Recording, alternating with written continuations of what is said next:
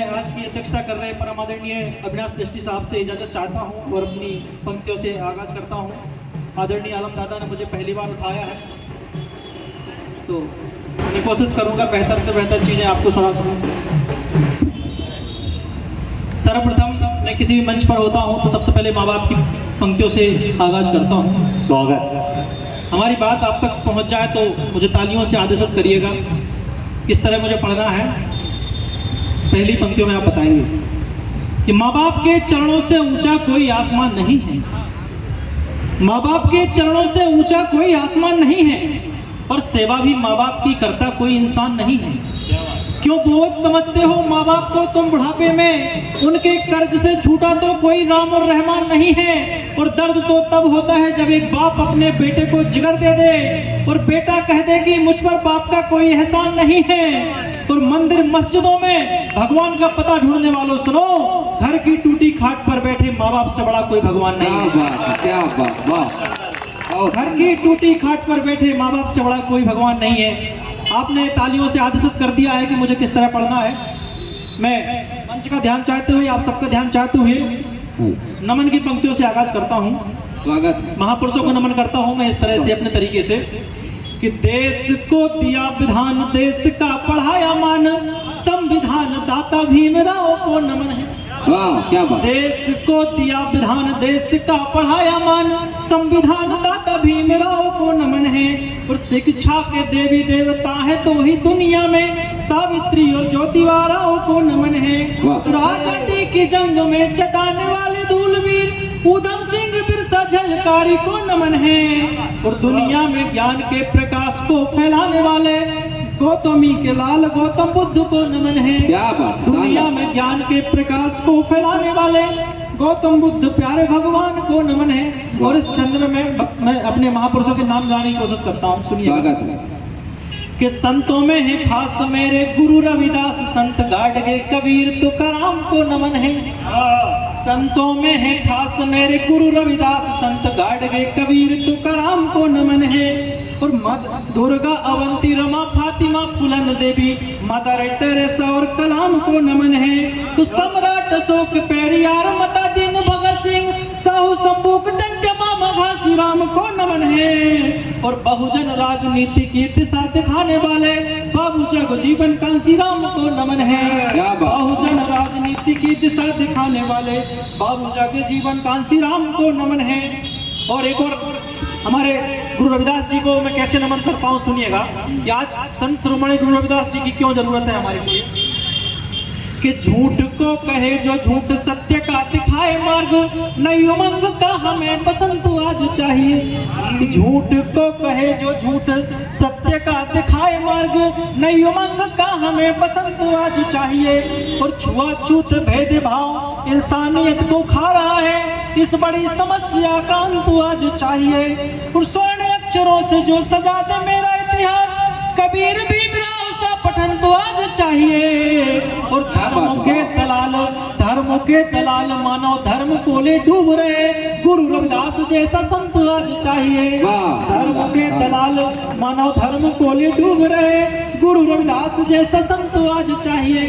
परंतु महापुरुषों ने हमारे साथ इतने सारे हमारे लिए कार्य किए, उसके बाद भी हमारे लोग भूल जाते हैं। उनके लिए एक छंद पढ़ता हूँ कि एक रिजर्वेशन मिलने के बाद में हमारी जो तरक्की हुई है, उसके बाद भी हम लोग ये नहीं कह पाते कि हमारे महापुरुषों की देन है। तब मैं पढ़ता हूँ, सुनिएगा कि आरक्षण को पाके बने मंत्री विधायक, पर आरक्षण का कभी एहसान नहीं मानते। कड़वी सच्चाई है। आरक्षण को पाके बने मंत्री विधायक, पर आरक्षण का कभी एहसान नहीं मानते। और मानते हैं अंधविश्वास पाखंडवाद, लेकिन भीमराव जी का संविधान नहीं मानते। और तुम्हारे पिछड़ने का एक ये भी कारण है कि बहुजन नायकों का पैगाम नहीं मानते। और शर्म है तुम्हें तुम्हारे बहुजन होने पर, घर बुद्ध फुले भीम काशी राम नहीं जानते। क्या बात है। शर्म है तुम्हें तुम्हारे बहुजन होने पर, घर बुद्ध फुले भीम काशी राम नहीं जानते। बहुत बढ़िया विजय, बहुत बहुत धन्यवाद। क्योंकि हमारे महापुरुष ऐसे हैं कि हम उनको कभी बुला ही नहीं सकते। कि जिसे बुला ना सके कोई, वो उड़ता एक परिंदा है। इस मुक्तक में इन 4 पंक्तियों में मैं ये बताना चाह रहा हूँ कि हमारे बाबा साहब, हमारे महापुरुष कब तक जिंदा रहेंगे। सुनिएगा, अच्छी लगे तो तालियों से आदेश करिएगा। कि जिसे बुला ना सके कोई वो उड़ता एक परिंदा है, जिसे बुला ना सके कोई वो उड़ता एक परिंदा है। बाबा संविधान को गाली देना भीमराव की निंदा है, और भीमराव के जाने से अफसोस नहीं अब करना तुम, जब तक संविधान बचा है भीमराव भी जिंदा है। क्या बात है। जब तक संविधान बचा है भीमराव भी जिंदा है। समय बदलते हुए एक कवि और मैं क्या कहना चाहता हूं कि मैं क्या चाहता हूं, समय आने पर मैं क्या क्या बन जाऊं, कि कलम ऐसी उठे मेरी में बाबा भीम बन जाऊं।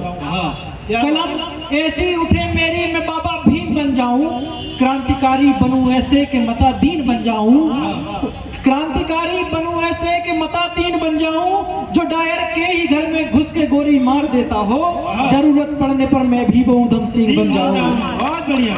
जरूरत पड़ने पर मैं भी वो उधम सिंह बन जाऊं। क्योंकि तुम तो कुछ कर नहीं पाए, कि तुम अधिकार दिलाना पाए हमको पानी पीने का। हमको पानी पीने तक का अधिकार किसने दिलाया? तुम अधिकार दिलाना पाए हमको पानी पीने का। बाबा ने अधिकार दिलाया आजादी से जीने का, रौब दिखाने आ जाते जो 56 इंची सीने का, खुलकर कह दो वक्त बदल डाला है डरते डरते जीने का। अरे वाह भाई, वाह सुमन, क्या बात। खुलकर कह दो वक्त बदल डाला है डरते डरते, खुलकर कह दो वक्त बदल डाला है डरते डरते जीने का।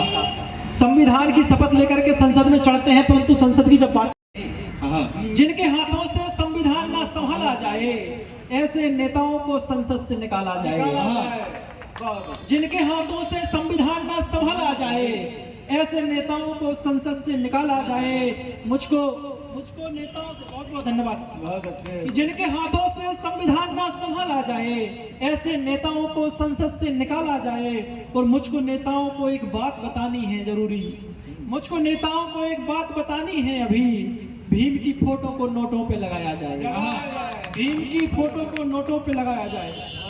और मुझसे कोई पूछता है कि विजय सुमन तुम रहते कहाँ हो, तो मैं परिचय में 4 पंक्तियां पढ़ता हूँ कि मैं ना मंदिर में, ना मस्जिद में, ना गीता कुरान में रहता हूँ। मैं ना मंदिर में, ना मस्जिद में, ना गीता कुरान में रहता हूँ। मैं तो बहुजनों के हर अधूरे से अरमान में रहता हूँ। और दुनिया पूछती है कि अपना पता बता दे सुमन, तो बड़े गर्व से कह देता हूँ कि जय भीम बालों की मुस्कान में रहता हूँ। बड़े गर्व से कह देता हूँ कि जय भीम बालों की मुस्कान में रहता हूँ। और एक और सबसे बड़ी समस्या मुझे जो समझ में आती है देश में, कि हम लोग अपने वोट को व्यर्थ गवा देते हैं। हम अपने वोट को व्यर्थ गवा देते हैं, नोट में बिक जाते हैं, शराब में बिक जाते हैं। ये सब कार्य को हमें नहीं करना चाहिए।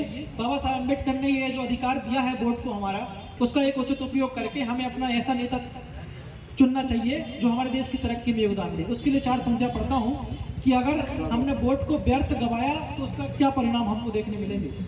कि वोट को अपने बेच रहे जो झूठी सरकार बनाने में, वोट को अपने बेच रहे जो झूठी सरकार बनाने में आ जाते हैं झूठे भाषण और इनके बहकाने में। तो वोट बेचने वालों अब भी वोट की कीमत जानो तुम, वरना विद्यालय को छोड़ के बेटे तुम्हारे जाएंगे मैखाने में। वरना विद्यालय को छोड़ के बेटे तुम्हारे जाएंगे मैखाने में। क्योंकि महापुरुष वो हैं कि सारा जीवन दे डाला जिसने सोती कौम जगाने में, सारा जीवन दे डाला जिसने सोती कौम जगाने में। न जाने कितनी पीड़ा झेली होगी उसने संविधान बनाने में। तो बचा सको तो प्यारे अपना संविधान बचा लो तुम, वरना नाज नहीं कर पाओगे तुम भीमपुत्र कहलाने में। वरना नाज नहीं कर पाओगे तुम भीमपुत्र कहलाने में।